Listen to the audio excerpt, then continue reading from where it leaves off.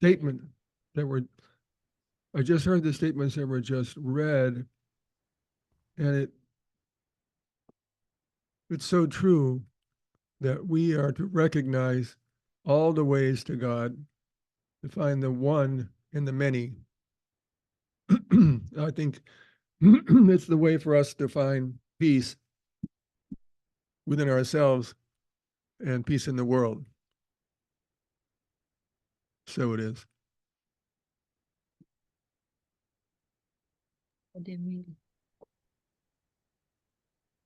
Title of the lesson today is Love Force.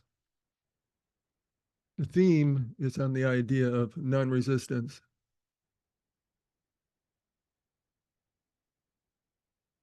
In the early 1900s, Mohandas Gandhi defined his work of non-violence, non-resistance, in one word, satyagraha. He said that satyagraha designates a determined and nonviolent resistance to injustice. Gandhi defined satyagraha as truth force, or love force, or soul force. Satya means truth, though in other places he also referred to it, as I said before, as soul force. It is only when the believer is entirely committed to, as Gandhi said, the truth of his cause or her cause. Gandhi emphasized that he or she will have the force to succeed in nonviolence.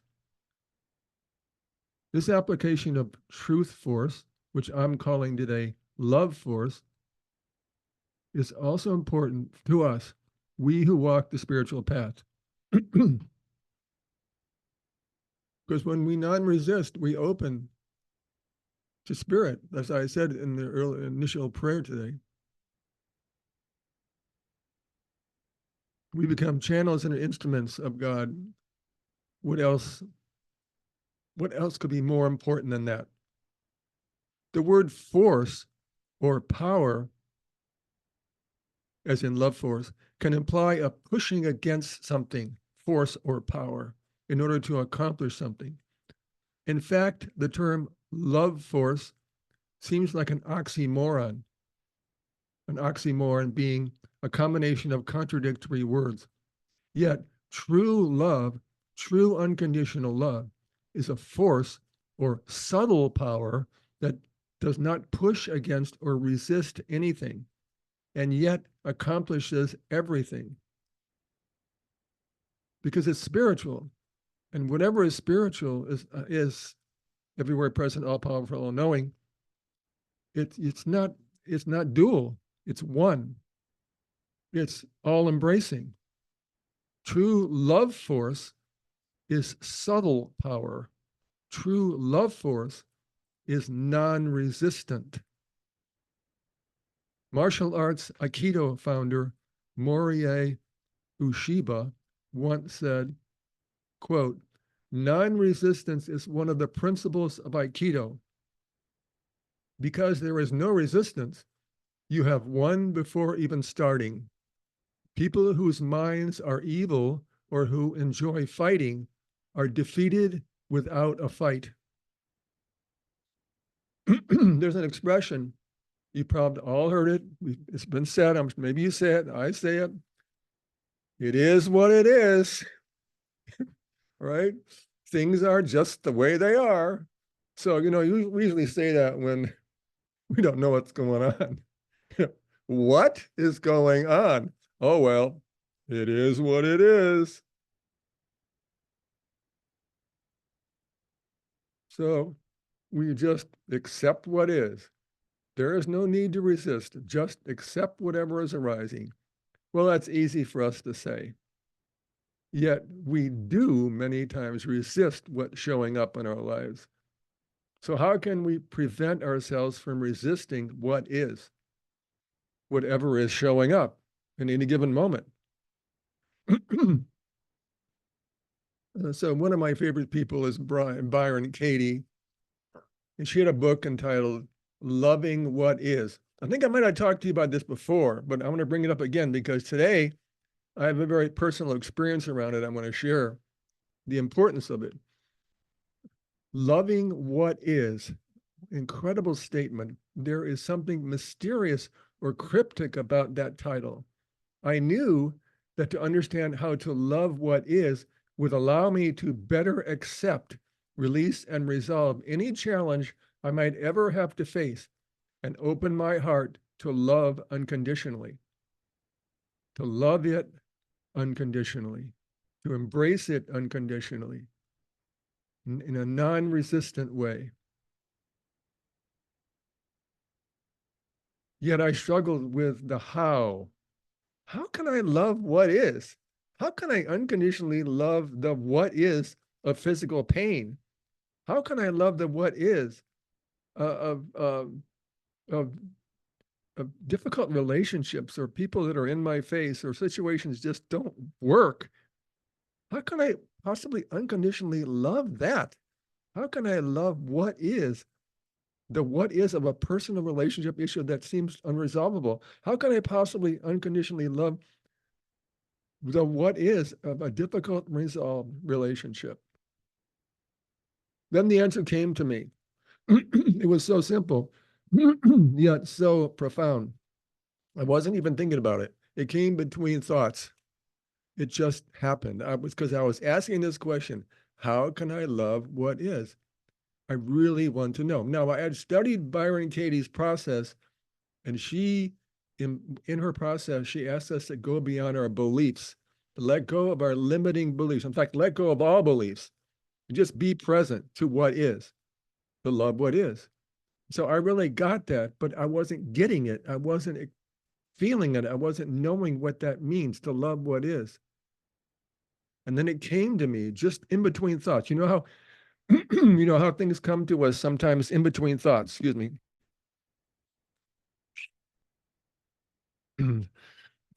That's my karma to have this throat thing happening when I give my talk to you guys. What can I say? I do my best. I'm taking cough drops. I'm drinking water. I'm doing what I can. Okay, sorry about that. So what came to me is a way to love what is to bless what is. And it just hit me like a ton of bricks. Like, whoa, that I get, that I feel, that I understand. If what is happens to be feeling physical pain, then bless the physical pain, even while feeling the pain. If what is happens to be dealing with a seemingly unresolvable personal conflict with another person, even in the midst of the conflict, just bless the other person. Bless the what is in that situation. Bless what is. After having this, okay, Bill, bless what is, this throat thing going on here. Okay, I'm blessing what is right now. I'm blessing it. Oh, great. Okay, after having this simple realization, I understand why I was previously unable to resolve the seemingly enigmatic question, how can I love what is? In attempting to answer the question, how can I love what is, I was focusing on what is the challenging problem. By focusing on the negative problem, the problem either stayed the same or got worse. Blessing the what is challenge is a positive solution which softens around the pain, struggle, or suffering caused by focusing on the negative problem. Sending a blessing shifts the focus from the negative problem and places the focus on the positive spiritual healing solution, the blessing itself. This all sounded good and felt right. It was just that I didn't have any experience of it. Then it happened. It occurred at the beginning of this month on Thursday, June 6th. Just this month. This experience I had may seem commonplace on the surface. Please do not see it that way. This is not a commonplace experience that I had. It's a transcendent experience. But I assure you, there is a power, a subtlety here, a non-resistant power working. I hope you can see, appreciate, and utilize this love force principle in action. So I invited two people over to have lunch. One was an East Indian lady. Another lady is a lady I study scripture with. I'm studying the Bhagavad Gita with her. I've been studying it for the last 2 years. She lives in India mostly, but she was here. And so this lady, and this Indian lady came over, and I was to get them some lunch. So they want Indian food. So I ordered some food down in Santa Cruz, which is about, it's about a half an hour, well, less than half an hour drive into Santa Cruz and back. Maybe it takes an hour to get there and back. Maybe less than an hour, but around that time. So I had to get ready because Shakti was at work. She was coming also at lunch, and I had to clean up the house. I had to put stuff away, then I had to get down there and get back. So I'm cleaning up, putting stuff away, getting done. You know how it is. You move around, you move quickly and put stuff away here and there. And then I was washing some dishes. And as I was washing some dishes, a thought came to me, where's my cell phone? I got to have the cell phone. So where's the cell phone? It's not in my pocket. Where's my cell phone? Don't stop washing dishes. Go around the house looking for the phone. So where is it? Where is it? Where's the cell phone? Not in the car, not in my room. Where is the cell phone? Where is it? I got to have the phone. I'm going to be talking to them. They're driving down here. I have to talk to them. So a little voice said, just keep doing the dishes. That felt sort of counterintuitive. So I just kept doing the dishes. Then the thought came, you've got to go get the phone where Shakti's working, bring her phone, go there to her office, come back and call your phone to find where your phone is in the house. No, I don't have time for that. This little thing is going on in my head. This, there's this anxiety, this irresolution. How's this going to get resolved? Take a breath, take a breath. Okay, so I'm still doing the dishes. And then the little voice says, why don't you do what you teach? Love what is. And so, okay, so I said, okay, I'm loving what is. I'm loving what is. Nothing happens. And then I said, bless, the voice said inside, bless what is. And so I bless what is, this what is situation. I bless it. And all of a sudden, this image showed up in my mind, just out of nowhere, an image of this basket underneath a table in the living room. And, oh, yeah, I remember I had put stuff there. So I stop washing the dishes. I walk over, bend down, pull out the basket, lift a piece of paper up on top of the basket, and there is my cell phone. And it was like, you think, well, Bill, you just remembered where it was. No, I didn't remember where it was. I had no idea that that cell phone was in that basket.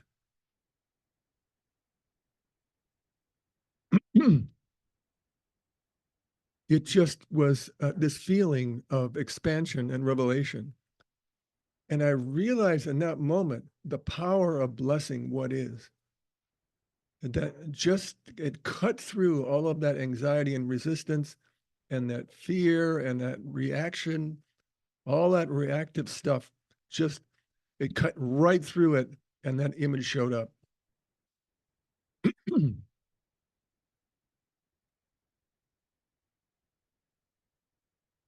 So why did the thought love what is? Not when I said love what is, why did that not manifest the image? And why did bless what is manifest for me? And I contemplated on this question for a while and realized that the word love has many meanings. It can mean conditional love, and it can mean unconditional love. And conditional love has so many implications, so many emotions. However, the word blessing for me is always positive for me. There's always this goodness associated with the word blessing. For you, you guys, love may be that have you might say love what is, and the same thing can happen to you that happened to me. But for me, the blessing, the word blessing is more specific. It's always for me a positive thing. You know, even when someone sneezes and you say bless you, there is a spiritual feeling, isn't there? To bless is to give, to care, to love in an unconditional way. That's what blessing feels like to me.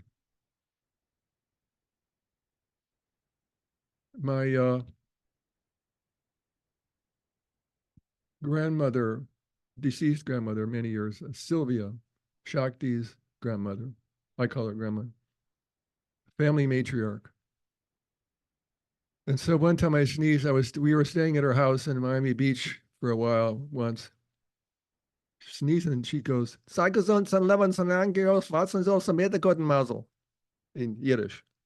I said, Grandma, what does that mean? It means bless you, you know. And she taught me how to say it. And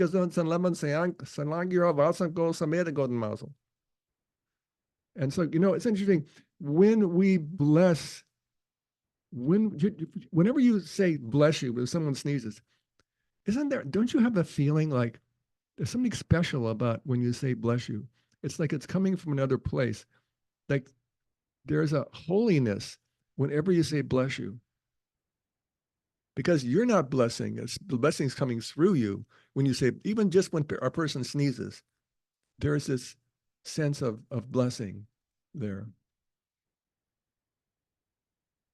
And when we're dealing with a difficult challenge, feeling stress, we might be consciously or unconsciously cursing the situation or a person. When we're not blessing it, we might be cursing it. So why not choose to bless the situation or person instead of cursing them? To bless what is to reverse the curse. To bless what is to reverse the curse. And what's the curse?